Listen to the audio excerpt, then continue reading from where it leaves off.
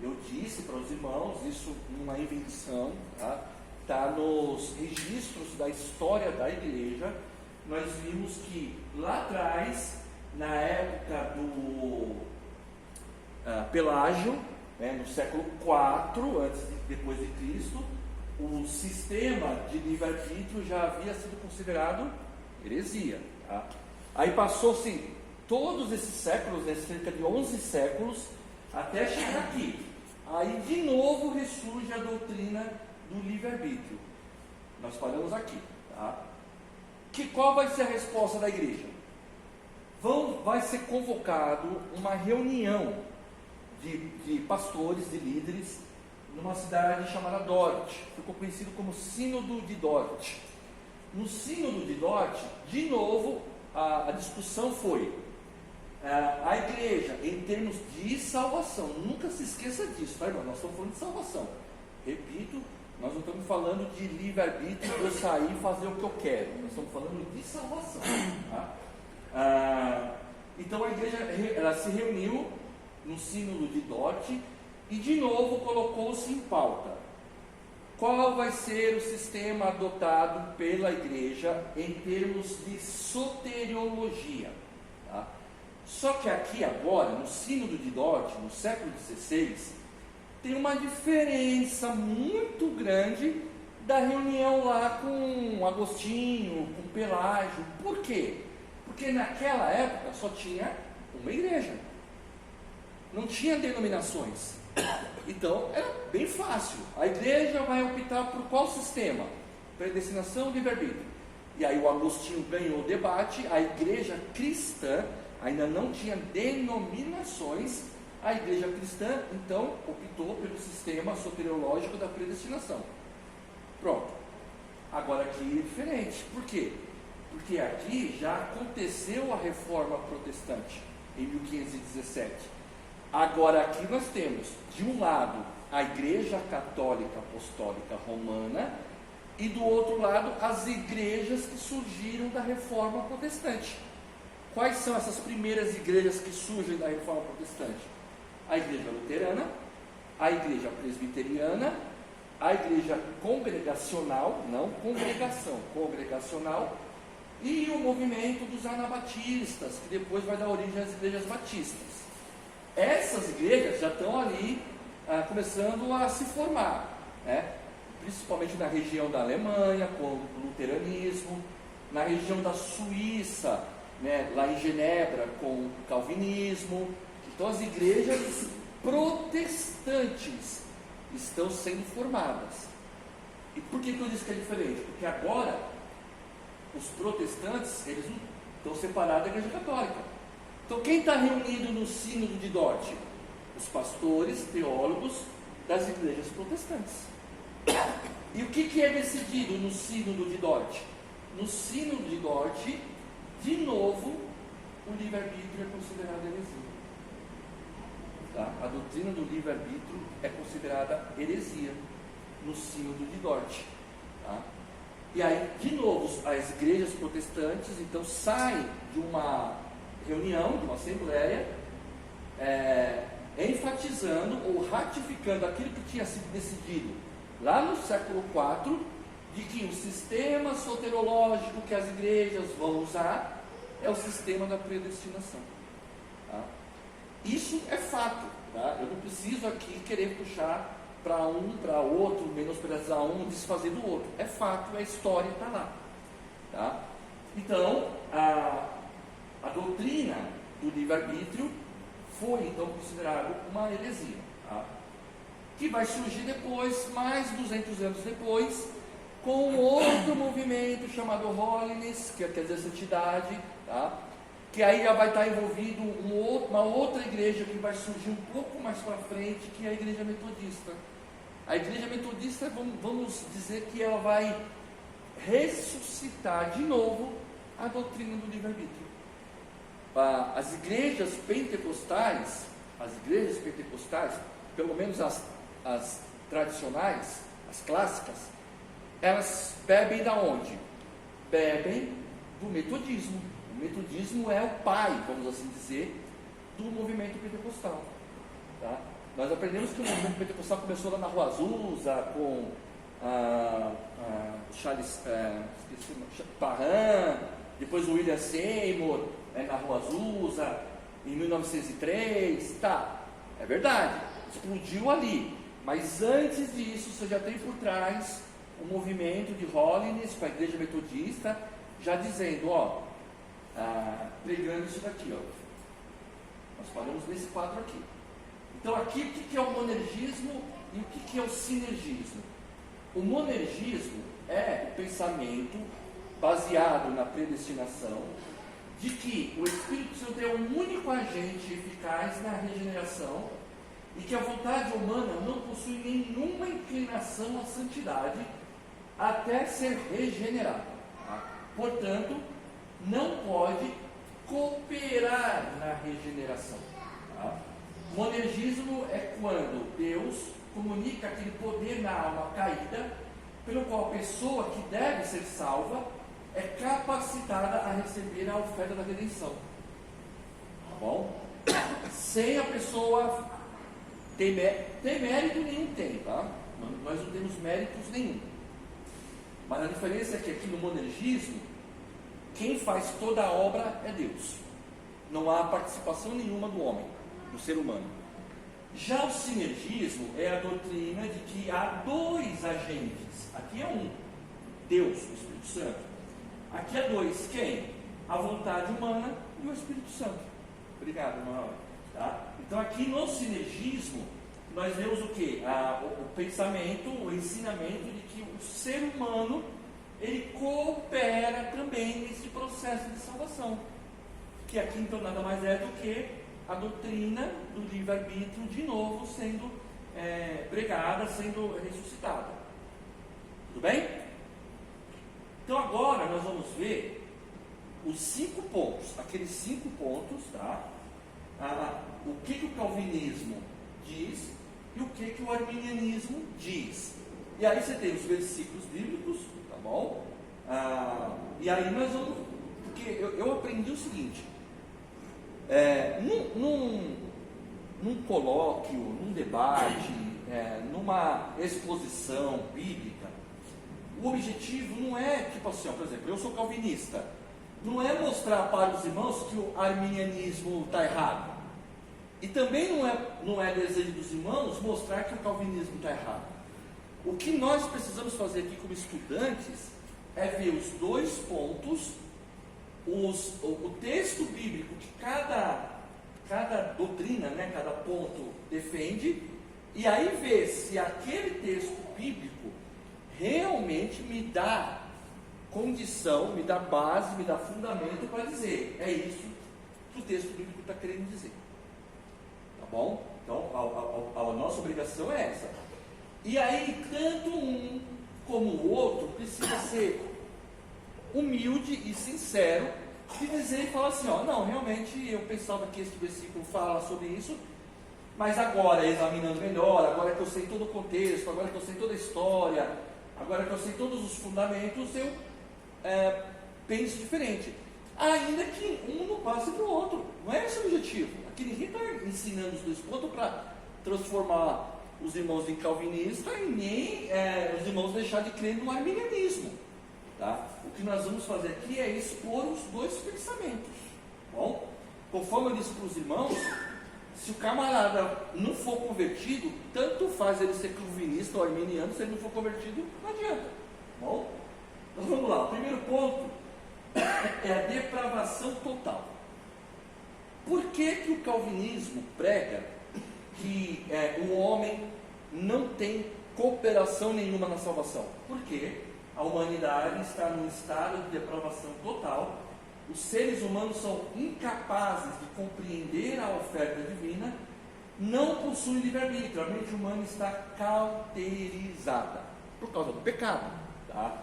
Então o calvinismo vai entender o seguinte, que nós, mortos em nossos delitos, não temos a capacidade de responder à oferta do Evangelho, por uma simples questão: morto não tem desejo de nada.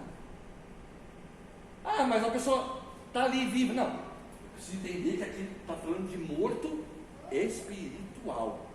Está falando de morto físico. Então, para o calvinismo, um morto não tem capacidade de escolher nada. Tá? Quais são os textos? Romanos 3,23, né, que diz que todos pecaram e destituídos da glória de Deus. Romanos 3,9,20. Depois Salmo 42. Eu não vou ler todos, porque senão a gente vai perder tempo, tá, irmãos? Depois os irmãos vão estar, esses slides eu vou colocar hoje no grupo. E aí os irmãos vão lá e conferem nos textos, tá? Eu vou dar os principais pontos aqui. Eu coloco sempre um aqui, ó, um versículo aqui para a gente debater, tá bom? Então a depravação total é isso, tá? Dentro do calvinismo, o homem está morto em seus delitos e, portanto, ele não tem capacidade. E quando o calvinismo fala de morto, ele fala que o homem ele está corrompido em todos os seus fundamentos: mente, corpo e espírito, tá bom? Então é isso que ele entende, tá?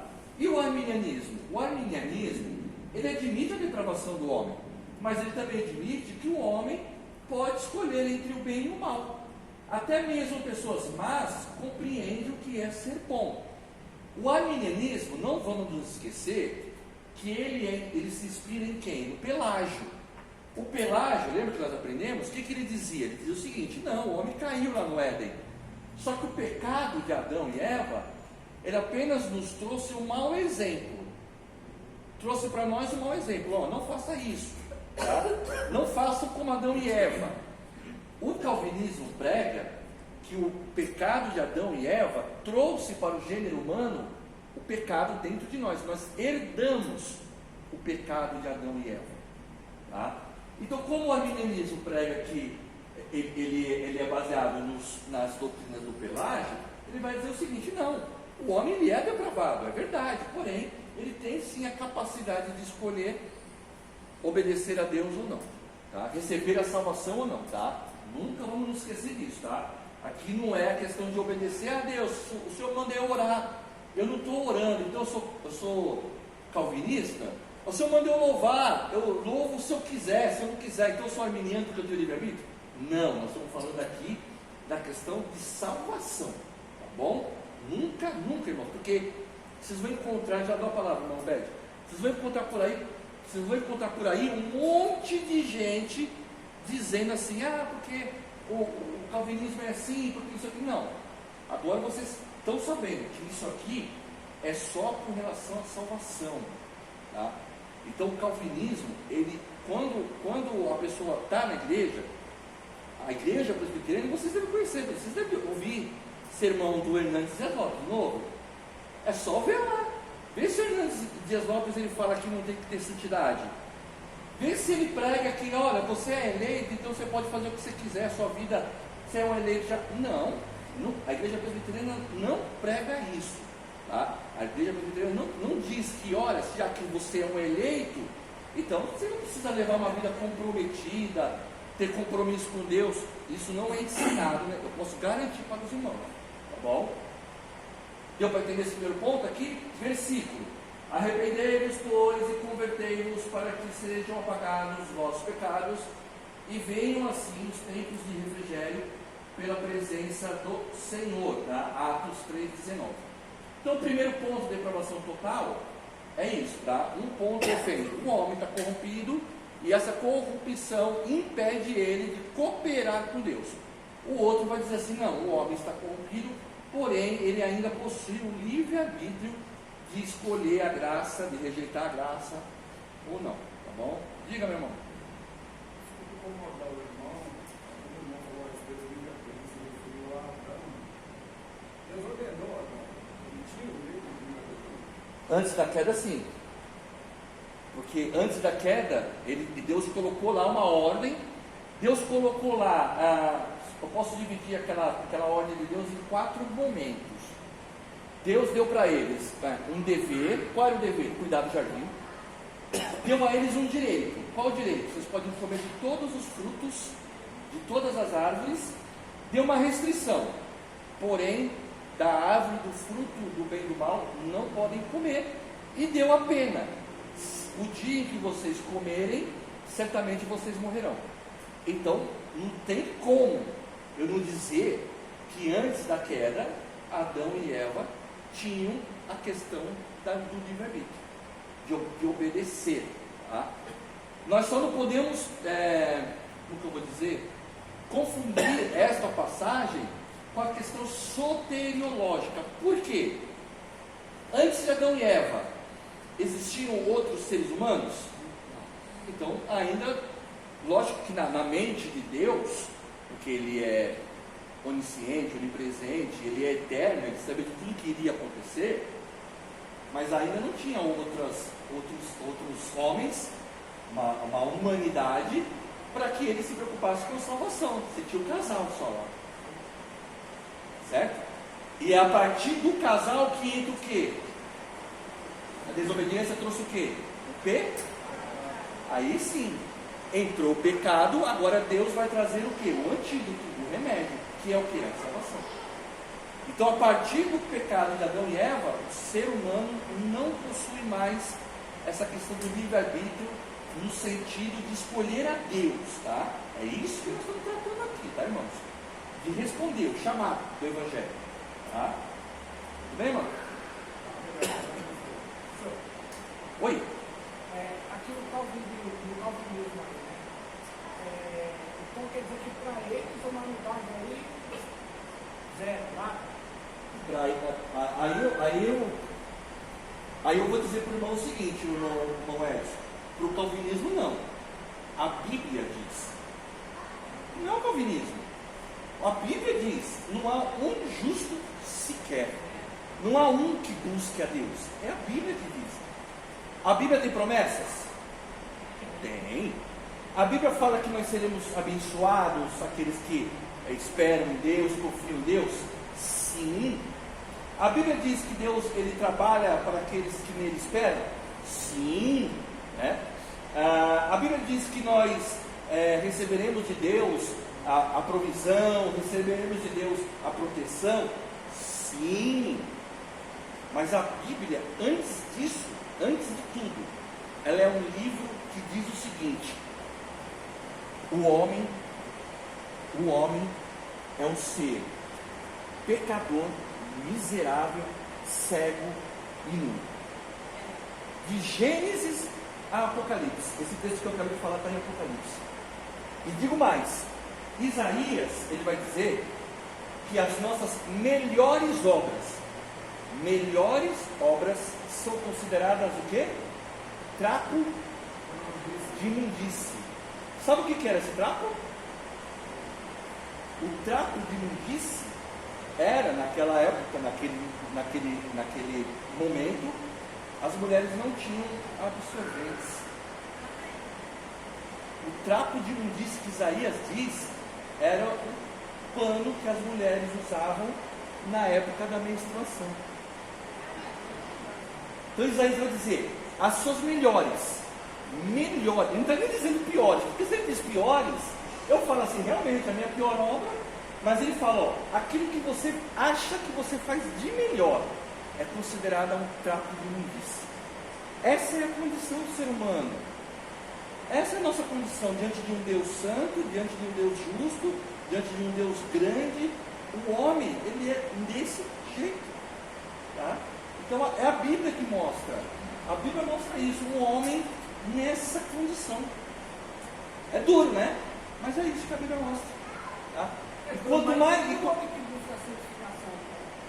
O homem que busca a santificação depois da regeneração, mesmo ele buscando a santificação, nunca ele vai ser uma pessoa justa diante de Deus.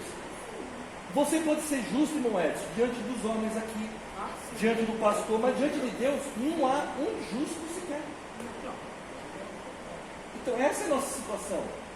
Quanto mais rápido, ou quanto mais fácil a gente, independente de qualquer coisa, tá? Quanto mais rápido um ser humano compreender a situação dele, que ele é uma pessoa deplorável aos olhos de Deus, mais fácil ele vai se chegar a Deus, porque ele reconhece, ó, eu preciso de Deus. Então o profeta Isaías, ele fala assim, Senhor, eu sou um homem de lábios impuros e habito no meio de um povo de lábios impuros. Ele reconhece e fala assim, ó, eu não sou digno nem de estar aqui, eu não sou digno nem de pregar a sua palavra. Tanto que aqui precisou o quê? Veja que ele tinha o desejo, mas precisou de uma ação de Deus, uma iniciativa de Deus. Mandou o anjo lá pegar, o querubim pegar a tenaz e purificar os lábios de Isaías. Aí a partir daquele momento, ele virou uma pessoa santa? Não, ele virou uma pessoa regenerada. Não existe ninguém, irmãos. Ó, eu vou fazer uma crítica aqui construtiva, tá bom? Se tem uma coisa que o pentecostalismo geral, estou falando, tá? O movimento pentecostal trouxe de ruim, é justamente essa questão de achar assim, ó, nós somos melhores, nós somos santos, é poder, poder, poder, poder, poder e poder. Tem uma frase do Hernandes que ele diz assim: a igreja precisa mais de caráter e menos de poder. Porque é muito poder e pouco caráter. Né? Então, assim, o pentecostalismo, ele trouxe isso. Ele trouxe assim, ó, a pessoa fala, pula, profetiza, fala em língua, ele é mais santo. Ele é, cuidado, não toca nele não. Não toca no ungido do Senhor. O pentecostalismo trouxe isso. E aí, é a crítica construtiva que eu faço. Tá? E eu trago contraponto. Lá no calvinismo, você vai estar sempre assim, ó. Eu mostro para os irmãos. Deixa eu ver se eu tenho aqui. Se eu tenho aqui para mostrar para os irmãos. O boletim da igreja presbiteriana, não é igreja, né? O irmão sabe que a igreja presbiteriana trabalha com boletim. Todo domingo tem um boletim, tem um domingo aqui. Onde lá tem toda a liturgia. Tem toda a liturgia. Tá? Uma parte da liturgia nós chamamos atos de contrição. É um momento onde toda a igreja para, alguém faz uma oração de perdão, de gratidão pelo perdão dos pecados, reconhecendo que nós somos pecadores. Se tem uma coisa, tá? Não existe igreja perfeita, viu, irmãos? Não existe igreja perfeita. Mas se tem uma coisa que as igrejas reformadas, ela nunca deixa o seu membro esquecer, é que ele está aqui, ó. Nunca deixa ele esquecer que ele é um depravado. Que se ele é um eleito, na visão calvinista, é porque Deus escolheu ele, e não porque ele escolheu Deus. Então, se é uma coisa que o calvinismo não deixa a gente esquecer, é isso. A nossa situação diante de Deus. Fala, irmã Cacá.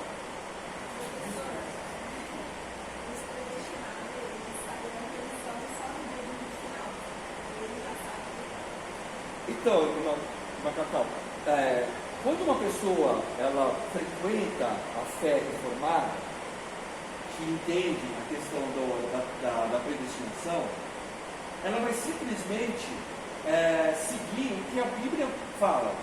Então, por exemplo, a Bíblia diz o seguinte, que uma árvore boa não pode produzir fruto bom e nenhum fruto bom produz uma árvore boa. Então, a pessoa que tem a ideia, a convicção de que ela é uma eleita, ela precisa produzir algo bom.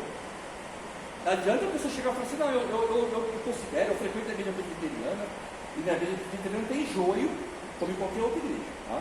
Eu frequento a igreja presbiteriana, mas você olha e fala assim, ó, tem fruto nenhum. Outra coisa, há uma preocupação em obedecer a palavra de Deus como ela é. Tá? Porque parte do princípio de que se ele é um eleito, ele vai fazer de tudo para obedecer a Deus. E outra coisa que eu acho que é a mais profunda. A Bíblia diz em Romanos que o Espírito de Deus testifica com o Espírito da pessoa. Então você sente uma paz, você sente uma convicção. Tá? Você sente uma convicção. Lembra que nós brincamos aqui, né, que então o arminianismo, então o arminianismo prega que a pessoa pode perder a salvação? Sim. Lembra que eu até brinquei assim, ó, tem que ter um anjo lá 24 horas, apaga o nome, escreve o nome, apaga o nome, escreve o nome, apaga o nome, escreve o nome. Tá? Então dentro do calvinismo, a pessoa ela vê, porque Jesus ensinou isso na Bíblia. Ó, você vai julgar a árvore pelos frutos. E não é fruto de aquela pessoa que frequenta a igreja, não é fruto daquela pessoa que faz obras, é o fruto de você ver um coração regenerado, de ver uma pessoa transformada, de ver uma pessoa convertida. É esse fruto, entendeu?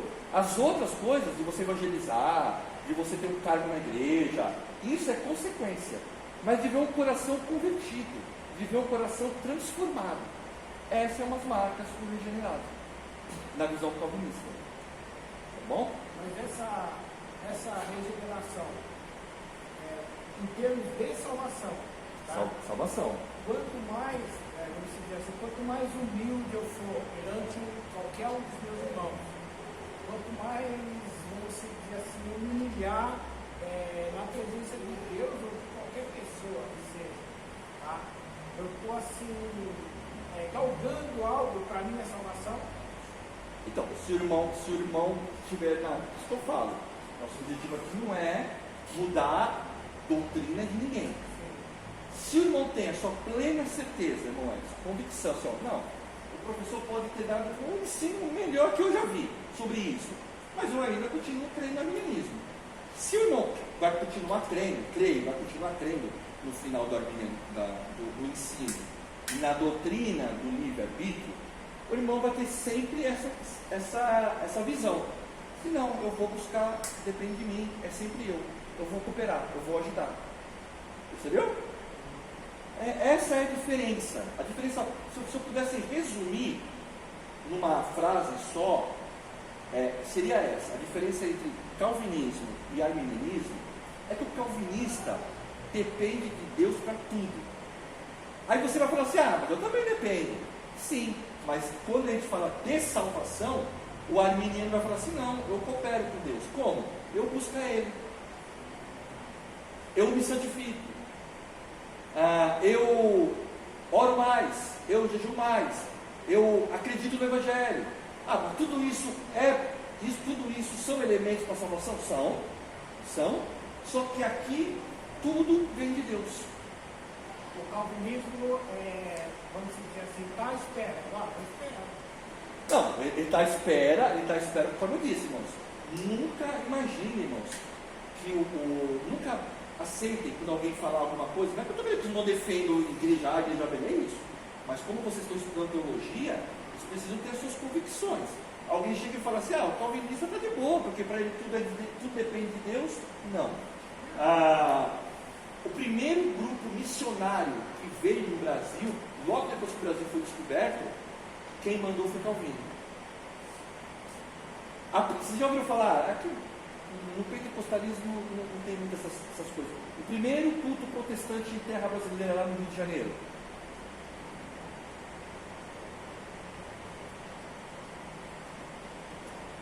Entendeu?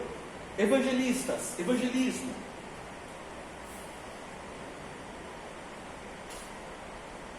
Então, assim, é o que eu estou dizendo, irmãos, a diferença é essa.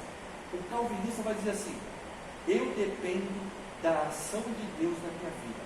Não é que ele fica sentado. Eu dependo. Por que eu dependo? Porque eu sou morto. Porque eu não sou capaz. Por que eu não sou capaz? Por causa do pecado. Tá? Essa é a diferença básica. O arminiano vai falar assim, não, eu sou pecador também. Só que eu vou atrás. Tá?